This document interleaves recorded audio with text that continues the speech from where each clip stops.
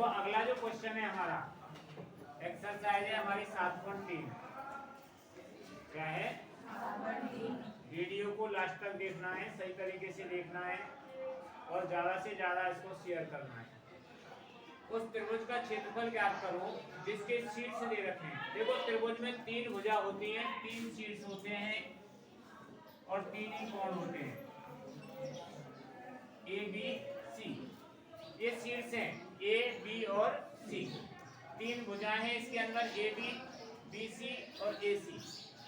3 कोण है, कोण ए, कोण बी और कोण सी। अब हमारे लिए इसमें 3 शीर्ष दे रखे हैं। क्या दे रखे हैं? शीर्ष।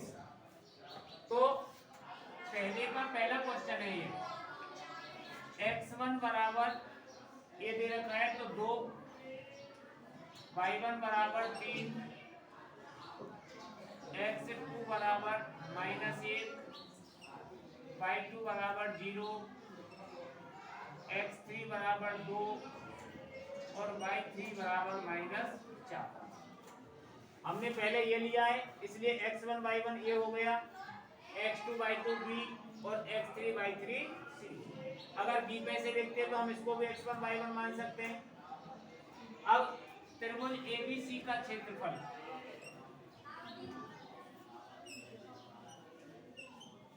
तो प्रश्नावली के प्रारंभ में सूत्र इसका लिखा दिया था आपको, फिर दोबारा से देख लो। 1/2 बड़ा कोष्ठक x1 y2 minus y3 plus x2 y3 minus y1 plus x3 y1 minus y2 और तीनों कोष्ठक बंद। अब 1/2 के स्थान पर 1/2 लिख देंगे। x1 का मान 2 है तो 2 लिख दिया, y2 का मान 0 और y3 का मान है -4। देखो यहाँ माइनस है और यहाँ माइनस है तो क्या हो जाएगा +4 प्लस x2 का मान -1 है तो यहाँ -1, y3 -4 और y1 है हमारे पास 3 तो यहाँ हो गया -3 प्लस x3 का मान -2 प्लस 2, y1 3 और y2 0। सूत्र के हिसाब से हमने संख्याएं जमा दी। इसके बाद 1/2। अब देखो 0 में 4 जोड़ेंगे तो कितना आएगा 4 और 4 का गुणा 2 से करेंगे तो 8। इधर 4 और 3 7 किसके हैं माइनस के, और -7 का गुणा -1 से किया तो प्लस का 7। 3 में से 0 गए तो, और 3 का गुणा 2 से किया तो 6। अब हमारे पास कितने हो गए देखो 7 और 6 13, 13 और 8 21। तो 1/2 गुणा 21, 21 गुणा 1 से किया तो 21/2 वर्ग मात्रक या वर्ग इकाई। क्या आ गया ये त्रिभुज ABC का क्षेत्रफल। यही पूछा था हमसे उसने, निकालने में कोई परेशानी। अगर संख्या जमा दी आपने, मान रख दिया और सूत्र में सही तरीके से मान रख देंगे तो सवाल आपका आसानी से उतार दो।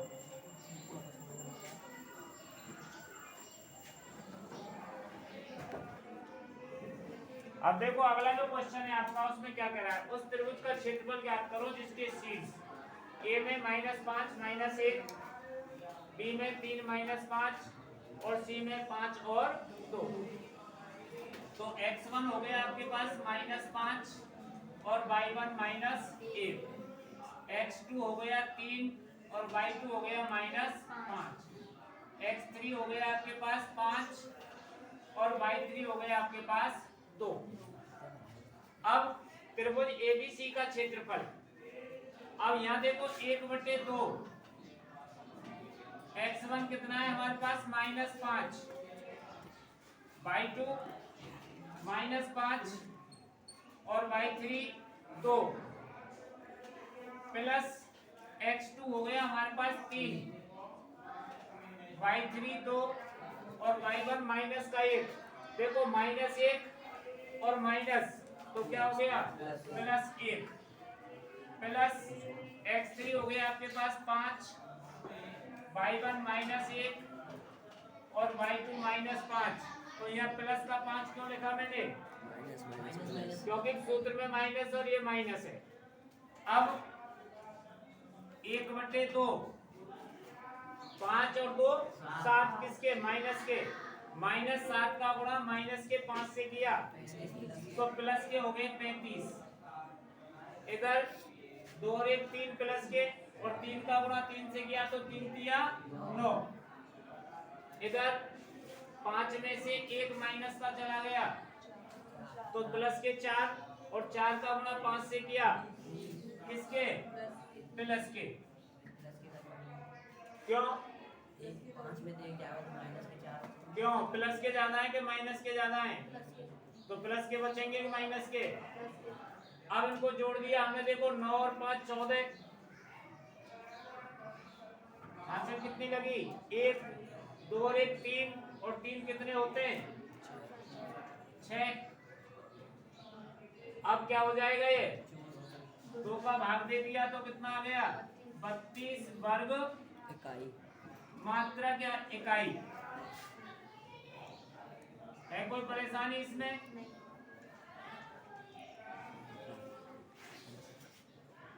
किसका क्षेत्रफल आया? ये त्रिभुज एबीसी का क्षेत्रफल।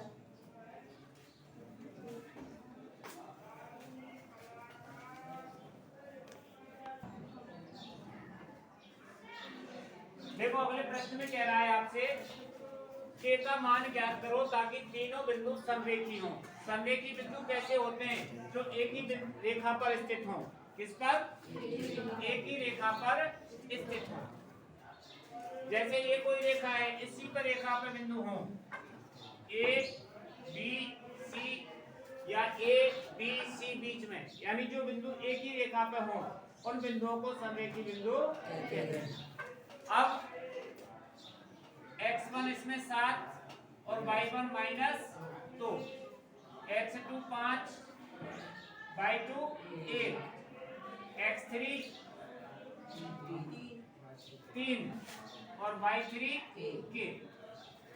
अब समरेखी बिंदुओं में सूत्र यही है, जो क्षेत्रफल है उसको हटा देंगे और बराबर 0 लगा देंगे। बराबर क्या लगा देंगे? 0।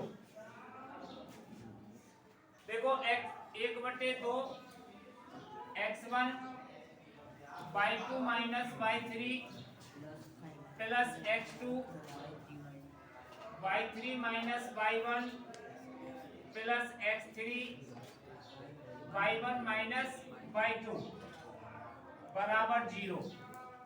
पहले वाले सूत्र में त्रिभुज के क्षेत्रफल वाले में और इसमें क्या अंतर है? उसमें इधर त्रिभुज का क्षेत्रफल आता है और इसमें बराबर 0 आती है। 1/2 के स्थान पर 1/2 x1 7 y2 1 माइनस के प्लस x2 5 y3 के है और y1 कितना है? -2। देखो ये माइनस और ये माइनस तो क्या हो जाएगा? +2 प्लस x3 कितना है आपके पास? 3, y1 -2 और y2 क्या है? -1 बराबर क्या आ जाएगा?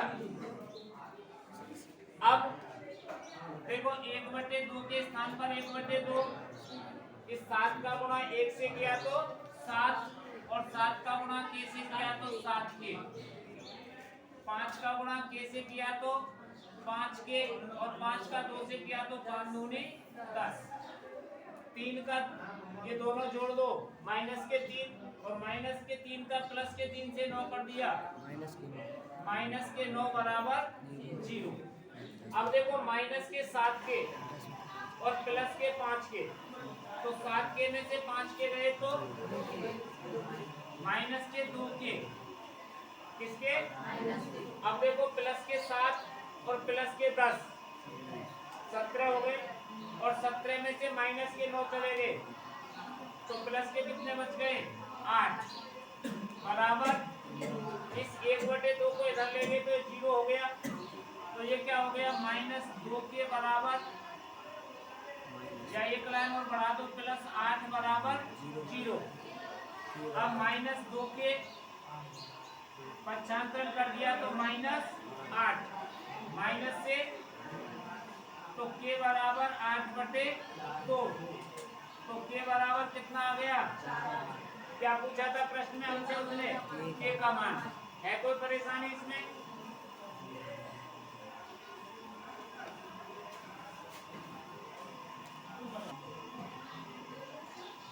अब देखो अगला जो क्वेश्चन है अब आपका, k का मान ज्ञात कीजिए ताकि तीनों बिंदु संरेखीय हों। k में दे रखा है 8 1, तो x1 हो गया आपके पास 8 और y1 हो गया 1। b में दे रखा है k-4, तो x2 हो गया k और y2 हो गया -4, और x3 2 और y3 -5। यही सूत्र लगेगा।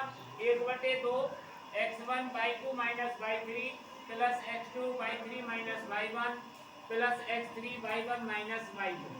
देखो इसमें एक संख्या दोबारा नहीं आती है, 1 2 3 1 2 3 1 2 3, किसी में 1 1 तो नहीं है, किसी में 2 2 तो नहीं है, किसी में 3 3 तो नहीं है।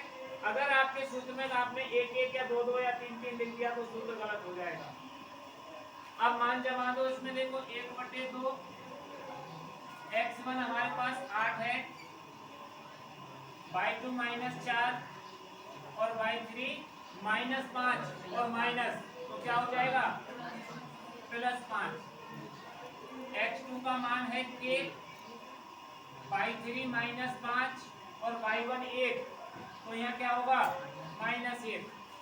x3 आपके पास 2, y1 1 और y2 -4 और माइनस यहाँ है, तो क्या हो जाएगा? +4 बराबर 0।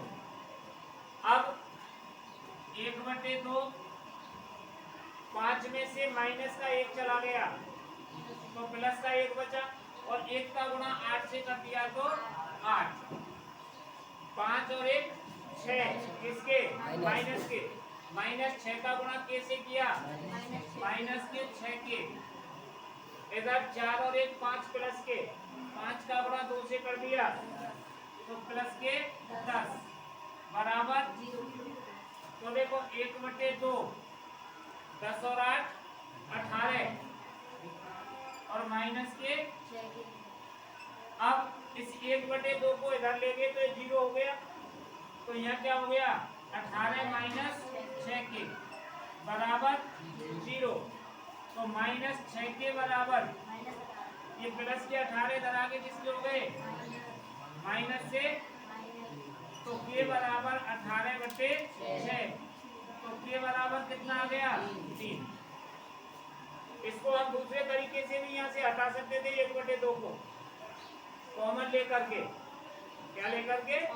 लेकिन इधर ले जाएंगे, 0 से गुणा करेंगे तो 0 हो जाएगा, इसलिए हमें इसे हटाने की आवश्यकता नहीं है। तो के का मान कितना आ गया आपका?